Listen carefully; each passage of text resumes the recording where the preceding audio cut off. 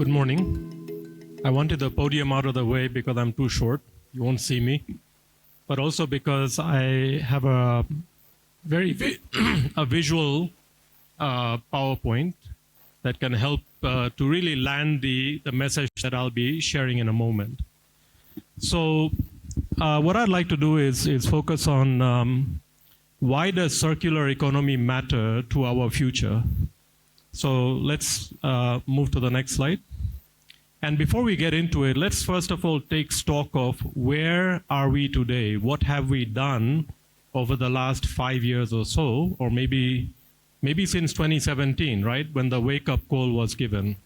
So where are we? We can look at it in two dimensions. One is the glass is half full, right? Optimistic. What have we done? Wait, please. So the glass is half full, meaning what has worked? There have been some amazing progressive laws. The banning of plastic bags, the Sustainable Waste Management Act of 2022 and 2024, which required segregation at source, collecting of that waste with licensed waste collectors, taking these to MRFs, and then packaging users becoming a member of a PRO as a mandatory thing. All of these were enacted. EPR frameworks have become mandatory by law, but that doesn't mean it's actually being enforced. So there is partial enforcement, which started off with flexible plastic packaging.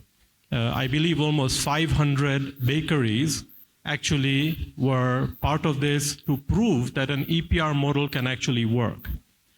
When it comes to industry partnerships, KEPRO, the Kenya Plastics Pact, have really led the way to enable organizations to have voluntary commitments. And this has again really showed us that companies and individuals who are willing to step up are able to show that circular economy works. The next one is rising the awareness. So we already know there are so many early adopter champions, like we heard from Takataka, we heard from the guy who's making plastic bags out of hyacinth, and there are so many of these companies in Kenya that are innovating, and these are the early adopters. There's also large companies. One of them is my company, Sil Africa, who is really committed to making packaging to be more circular and use more recycled content in that.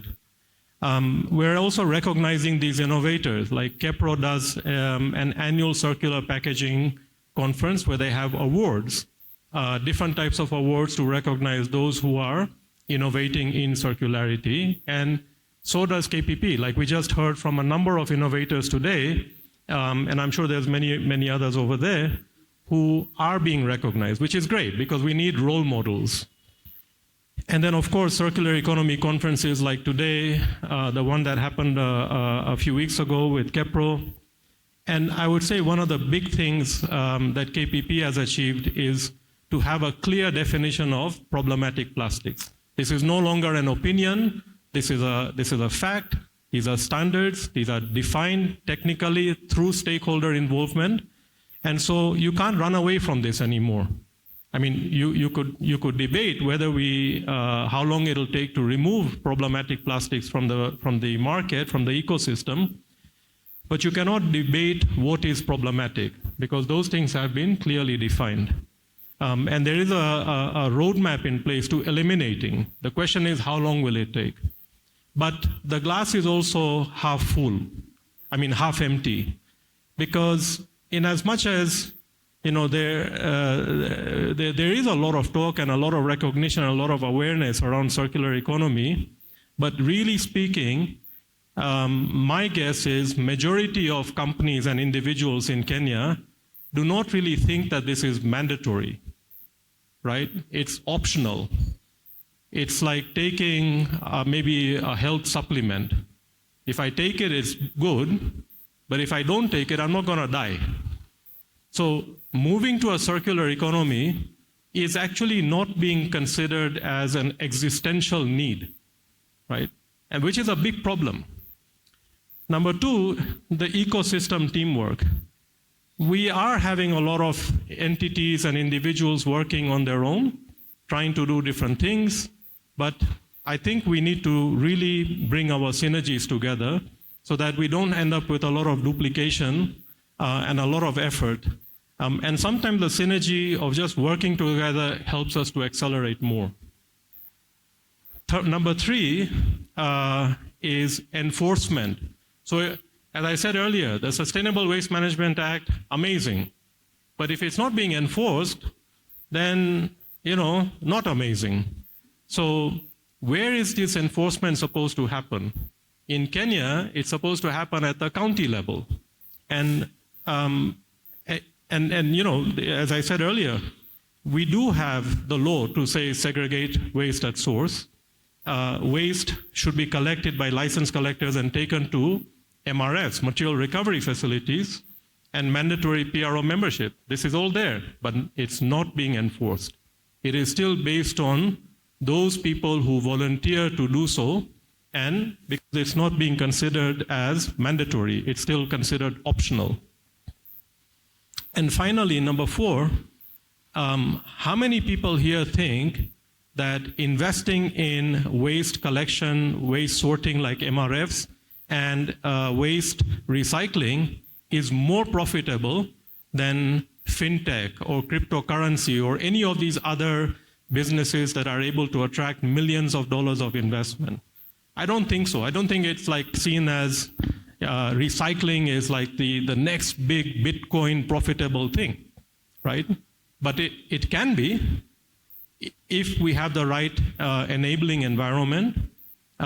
For example, at Taka Taka, you're talking about the need to segregate at source and clean that waste before you segregate it, because then it becomes more profitable for Taka Taka to recycle that material. And that means more companies will want to do the same business as Taka Taka. Maybe not so good for Taka Taka because you'll get more competition, but we probably need 100 Taka Takas in Kenya to be able to really clean up the environment. But is anyone really going to do that business if it's not profitable? Why would anyone waste their time? So we really have to showcase that recycling can be extremely profitable if the right environment, the right enforcement is in place. So let us say if all this is either done or not done, what is at stake? What is at stake for Kenya? So there are 2 big areas. So the first one is around green manufacturing opportunity. If we think about manufacturing since the start of the Industrial Revolution, it was linear. All right? It started off in Britain, in the UK. Okay? That's where the Industrial Revolution started, with the invention of the steam engine and other things. Later on, manufacturing moved into different parts, maybe across Europe, maybe across North America. And then more sort of recently, in the last 30 years, China became the manufacturing hub of the world. But how green is China's manufacturing? Not so much. Even today, they are still investing in more coal-powered energy to run their manufacturing infrastructure. How much of Kenya's energy is renewable? More than 90%. More than 90% of our energy is renewable. So if you put a manufacturing plant in Kenya, you are already operating in a much more green way than compared to China. Number 2, our labor cost is actually lower than China. Number 3, we are better connected to the world from Kenya than China is because they don't have to deal with all the South Sea political problems. So is there an opportunity where Kenya could actually be positioned as a leader in circular economy manufacturing with all the green credentials? It's not a big thing because we don't have to go back and change how energy is produced in Kenya. That's already done, right? We just need to have the way we manufacture to be more circular. That means reducing import dependency. The amount of raw material that is imported into Kenya, if we just take plastics, it's millions, hundreds of millions of dollars of plastic raw material is imported into the country. And then this thing is being used to manufacture products which we then put into the market. If plastic is recyclable, and I know it is, I mean, Seal Africa, my company, has been in the business of manufacturing plastics for over 60 years. And I can guarantee you it's recyclable if you do it the right way, right? Design it the right way, have the right systems in place. And so why are we continuing to import more plastic into the country when we could simply take the plastic that's already here, accumulating for more than 50 to 80 years, and use that to make new raw material? Like, if we can do that, we don't really need to depend on importing. It means we can also insulate Kenya from global supply chain risks. Most of you know that during the pandemic, the global supply chains had completely been disrupted, okay? And companies that were depending on something being imported really had to figure out, like, how do we adapt? We have an opportunity to become much more resilient by having our own plastic. And we don't need to, go into like, let's produce our oil, and then from the oil, let's produce our plastic. We don't need that. We already have enough plastic in the country hidden inside our landfills and dump sites and rivers and oceans and lakes. We just have to take that out and make it work for us. Number 3 is the increased economic contribution. If you imagine, like, probably I would say 99% of Kenya's GDP is coming from a linear economy, all right? Because that's literally what we've been doing since civilization began. Well, since Industrial Revolution began. But if we were to now take all of this value and bring it back through a circular economy, that means we're, at the very least, doubling the size of the economy. Because once that product reaches at the end of its use, you now have to build businesses that are going to deal with return and reuse and repair and recycle and refill. None of these businesses are happening at scale today. None of them, okay? But if we really want 100% of what comes into the market to come back in a circular way, that means all these new businesses have to be created. Imagine the amount of businesses and jobs that can be done if we simply think at scale. The problem is we're not thinking at scale. We're happy to have a couple of little examples here, and then we say, oh, nice, nice, nice. It's a gimmick. Let's wake up and realize that if it's not happening at scale, we are just a poster child for circular economy. We're not actually an economy. And finally, I've talked about green businesses and jobs. But this idea of green business, green manufacturing, green anything, this is where the entire world is moving, okay? We talk a lot about the need to maintain global temperatures below this 1.5 degrees. We talk a lot about like everywhere on the planet, nobody is going to say that green manufacturing or green businesses are not important. So where are all these businesses going to come from? Who is going to set the tone and the leadership for what the next generation of manufacturing looks like? It can start here. And because of, as I said earlier, we already are at least halfway there, because our energy is, majority of it is already renewable, right? We already have the laws in place. We already have so much ready, but we are still waiting at the starting line for somebody to say go. Let's look at the next slide. So, so there was also this one, which is this idea that a clean Kenya, right, is great. Like, we want to go out and walk in Karura Forest, or we want to walk around here and not look at garbage and all of that. But actually, a clean Kenya is a prosperous Kenya. That's the main message here, all right? It's a prosperous Kenya. Yes, some people might want to have a clean environment, but does a clean environment pay the bills at home? Probably not, okay? It doesn't put money in anyone's pocket directly. But if we really think about it, a clean Kenya can be prosperous because it will boost our tourism, right? People in places like Delhi are dying prematurely because of the level of air pollution in that city. And one of my friends told me, I'd want to come to Kenya for a holiday And I said, well, you already have come here so many times. You know, you've seen all the animals. How many more times do you want to see an elephant? And he said, no, I want to come to Kenya to breathe clean air. Like he wants to come on a holiday to breathe clean air. Okay, as other parts of the world are becoming more dirty, as I said, China is still using coal. Probably the rest of the world is aging as well. You know, this is a place where people could come for tourism, but not just to see wild animals and enjoy the beach, but actually to breathe clean air. With environmental protection, we're not going to end up with all these, you know, problems of rivers clogging up, lakes and the river life or the sea life inside is dying. We're not. I mean, there's also so much of losses. Like all this material is just being trapped inside landfills and in the environment when it could actually come back as raw material, which means it's money. All right. But what are we doing with the money? We are exporting the money out to other countries so that other businesses and other jobs, other people outside have the jobs.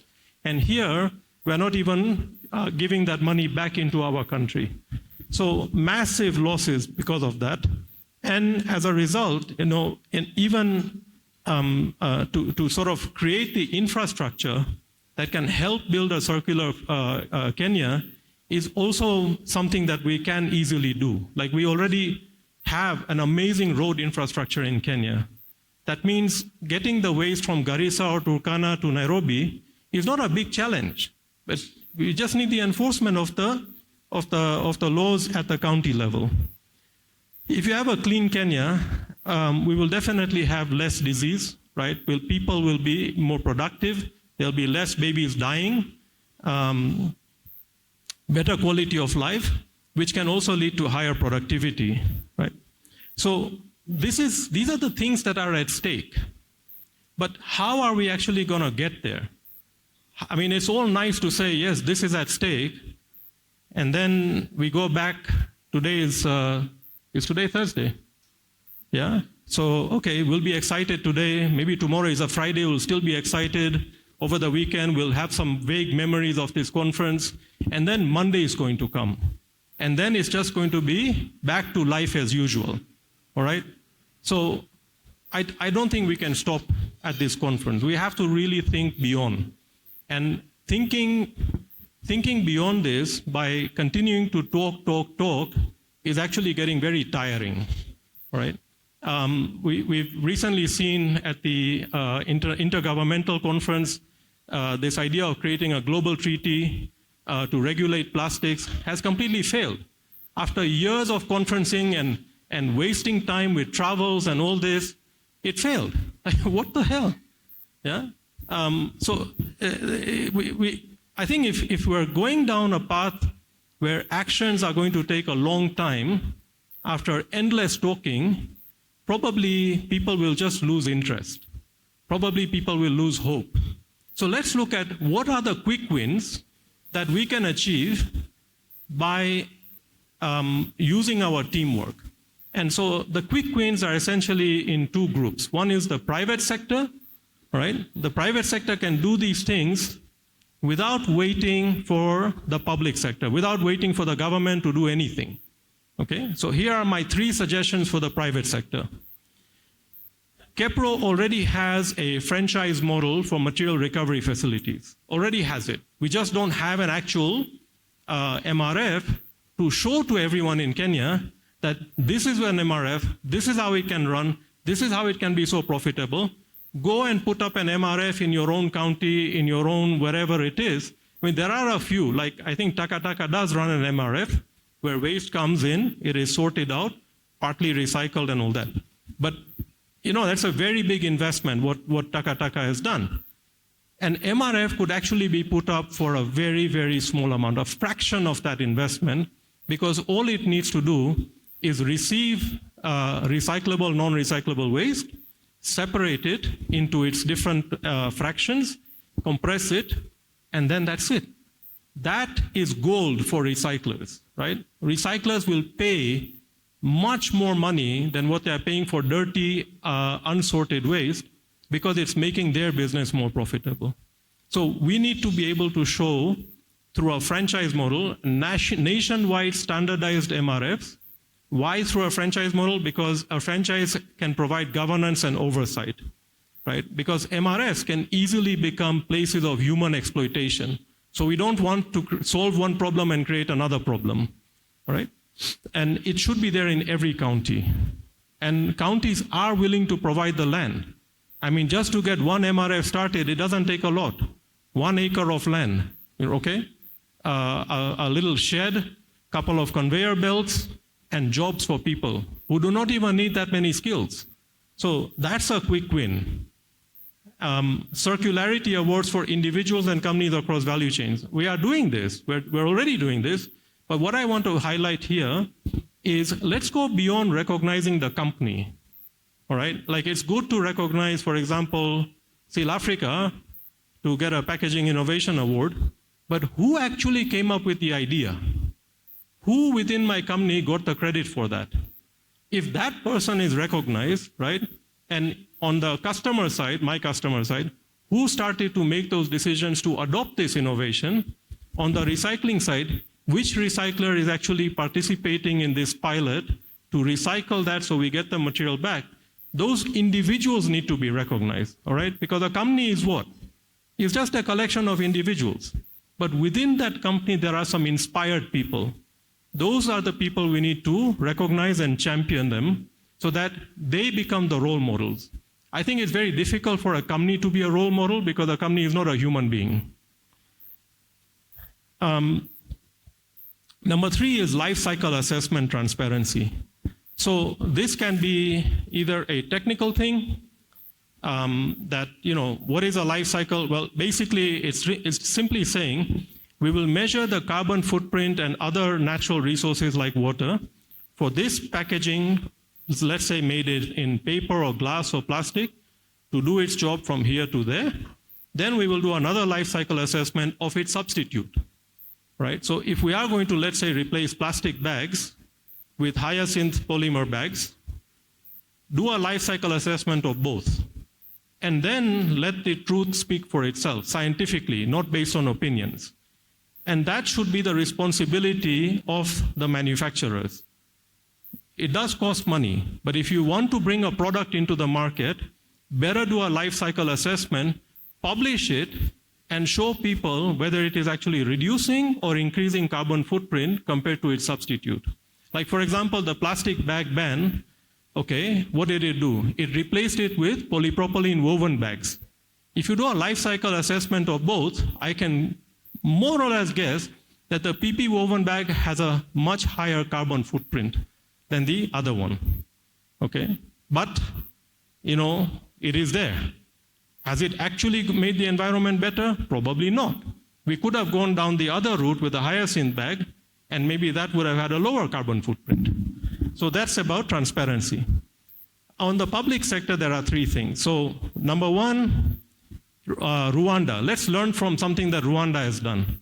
Manufacturers must provide a buyback guarantee and ramp it up over 5 years or something, so you're not hit with it overnight, right? If I'm producing 100 tons of plastic a month and selling it to whoever, I need to be able to guarantee that I'll buy 100 tons of plastic waste a month. What I do with that plastic waste is my problem. Either I remanufacture or I sell it to Taka Taka or whatever. But there has to be that guaranteed demand for buyback. Number 2, export tariffs on recyclable waste. Today, like let's say with PET, more than 90% of PET waste that is collected and recycled in Kenya is exported. It's not actually being sold to the local recyclers of PET in Kenya. They've made investments, but their investments are sitting idle because the value of that PET waste outside of Kenya is worth more than it is in Kenya. So how do we deal with that? One way is we can introduce eco-levies, which is currently under a lot of debate. But another way is to introduce an export tariff. The money that comes from the export tariff, let that go and sort out the legacy waste, right, in the landfills and dump sites and clean that up and restore them. And number 3 is a county leaderboard. The county leaderboard, again, is about showing which counties are leading in the enforcement of regulations.